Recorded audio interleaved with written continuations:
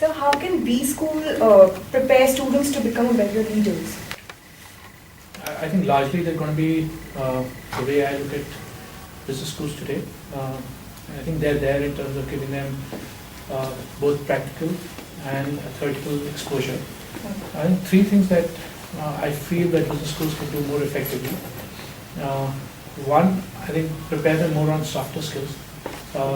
There are challenges that I've seen where we prepare as business schools, we prepare students for doing a particular job, getting into a particular skill. What we forget is that they have to be dealing with softer issues, people, and I think that softer skills is something that can prepare them better. Second, today technology is one piece which is very important. Business schools today have to put more emphasis on preparing people for the newer technologies which are there in the corporate world, newer tools which are available, which I've seen most of the business schools are trying to catch up, but there still seems to be some gap because if they have the right tool knowledge, they have the right technology knowledge, they can do a better job. Third, I think my experience on hiring candidates, hiring students from the campuses has been that most of these students come with certain mindsets, right? To say they're prepared in the campuses, close the batches and everything. I think there is a need to build in flexibility in the mind of students to say, please accept whatever is there which comes your way. At least for the first 5 to 10 years, you need to be ready for the challenges and anything else. I think the biggest challenge that we face as employers is that students would put in a request to say, I can't go to a particular vacation. I can't go to a particular job role. Right? I think one needs to be ready for that. One needs to be ready with that kind of a challenge, acceptability to the challenge. So how do you judge leadership skills when you interview people for middle managerial positions? What are the skills required for that? I think some of the things that I spoke about in my session, I think one is definitely whether this person has been adaptable. Relationship skills really helps us to understand when you're talking to the person, when you're telling the person. I think there's a relationship skills assessment that we do, whether the person really has the key relationship skills dealing with people below them or with upper job colleagues. Third is maturity. If somebody has to be a leader at a middle management level, does the person have the maturity to create, look at a larger picture? To give an example, saying if a job or an assignment has been given to a particular person who is coming in a middle management, can the person see the larger picture of where this job fits into the larger picture of the organization? How does his or her work impact the larger benefit of the organization? Okay. Or the person is just getting specific into doing that. So I think there's a huge assessment that we do. Can the person see a larger picture of what I'm talking about? So basically decentralization of the work task. Decentralization, I would say, is not probably the right word for this. I think I'm saying the larger picture is saying how does an individual's work impact the larger benefit or larger good of the organization overall. So tell us some interesting initiatives you have taken at Accenture or previous organization which helped you to establish yourself into a commendable position. Okay, I think one initiative that I took consciously when I prepared myself. I've been leading teams for the last 10 years now to various teams that I've led. I think I prepared myself strongly to become a better person, better human being first.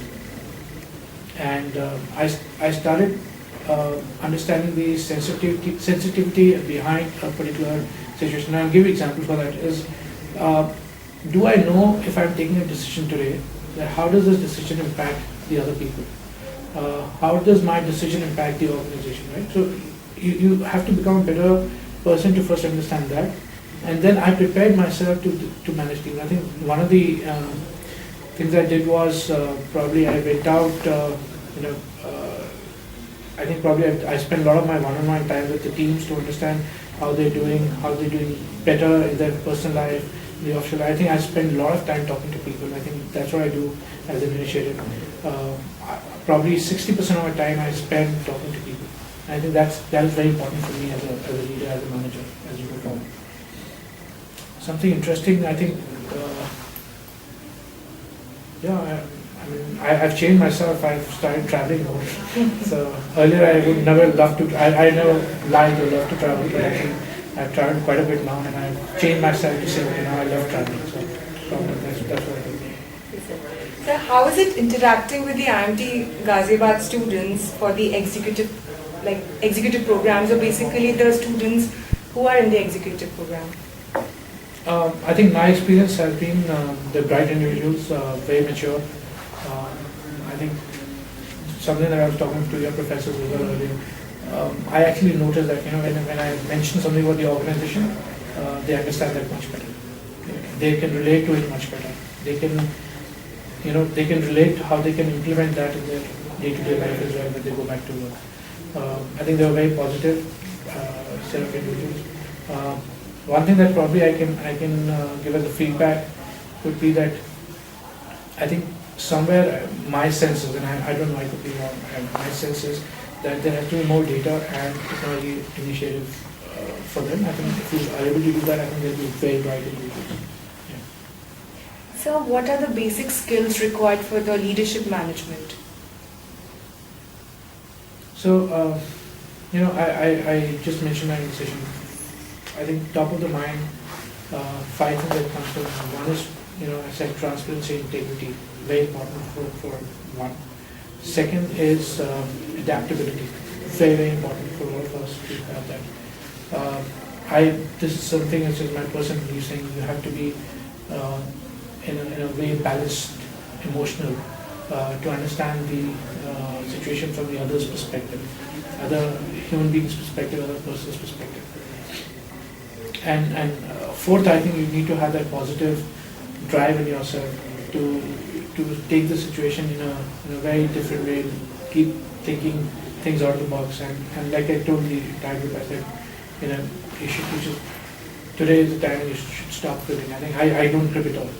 If I'm today in a situation, whatever situation it is, I just keep thinking of saying, how do I get out of it, or how do I manage it, rather than saying, oh, what the hell is another situation. And so these are very important things as you go to become a leadership person. So as you discussed in the movie, the risk management. So how do you think that, how far the risk management is essential for any business enterprise? I think today it is the core of any business.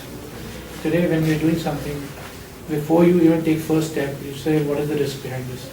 I'll give you an example. Somebody like me, or somebody like at a middle management level as well, the decision that we take at even a middle management level can actually have an impact of thousands of dollars on the organization, right?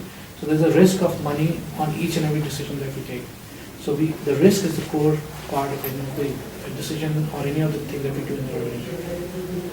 So please share some of your experience which brought you to the commendable position, like the experiences which was a turning point in your life.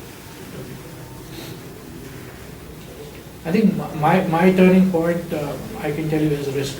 I've been able to take various risks, and I can share some of the examples where I got an opportunity to work in Europe. I was leading campus hiring for JP Morgan and for the entire Europe. I took the risk because I never worked outside India, and I was supposed to go and manage a team of about 6 to 7 people who were completely, people I'd never known, the environment I'd never worked with. I couldn't do a great job there, but guess what? I think it taught me a lot. I think the benefit for me was that was a certain way of turning points for me to say, I've been able to take a risk to go and learn something new or something more. When I came back from that, I think it was important for me to put that learning in my next job. And I think it just helped, and it just kept on moving. I kept on taking risks, I kept on taking new job, new opportunities.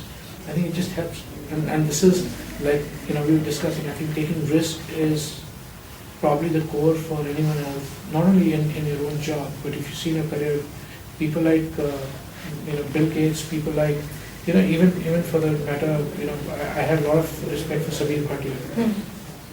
He left his day-to-day job and is calling to, creating Hotmail. He didn't know Hotmail was going to be such a big thing, but it became a big thing. But, he did take that risk. So unless until you take that risk, you go nowhere. Last question. Sure. In what capacity are you connected with the IMT Ghaziabad student? But of course, I think somewhere my sense is IMT Ghaziabad, my teams have been coming here, visiting here. Okay. I've been connected in that way. From that perspective, I think the reason I would come here again would be, I think, one about the students. I think students is a different high for me as well when I'm in the campuses. I've seen some really bright individuals here. I think that will motivate me to come here more often. Thank you. Thanks.